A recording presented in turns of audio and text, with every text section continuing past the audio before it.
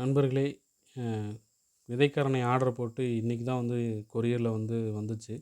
கிட்டத்தட்ட ஒரு வாரத்துக்கு முன்னாடி நம்ம சொல்லியிருந்தோம். ஆனால் மழை தொடர் மழைங்கிறனால அவங்கனாலையும் கொரியர் பண்ண முடியலன்னு சொன்னாங்க.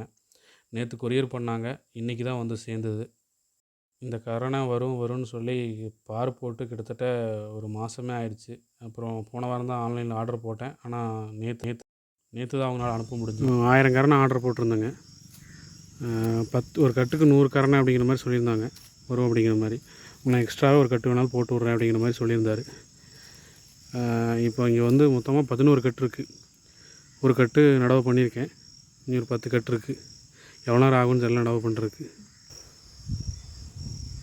1100 கரணைகளும் நடுறதுக்கு கிட்டத்தட்ட 1 மணி நேரம் ஆகிடுச்சுங்க. ஏன்னா எனக்கு புதுசு இது, நடவு பண்ணதில்லை இதுக்கு முன்னாடி. எப்படி நடவு பண்ணுவோன்னு தெரியாமல் நடவு பண்ணியாச்சு. சரி, கையோட இன்றைக்கி தண்ணியும் கட்டி விட்டுறலான்னு சொல்லி கட்டி விட்டாச்சுங்க. இது எவ்வளோ நாள் ஆகும்னு தெரியல முளைக்கிறதுக்கு. முளைச்ச பிறகு கண்டிப்பாக வீடியோ போடலாம். இது முதல் முறையாக ஜிஞ்சுவா கரணை நடவு பண்ணியிருக்கிறோம்.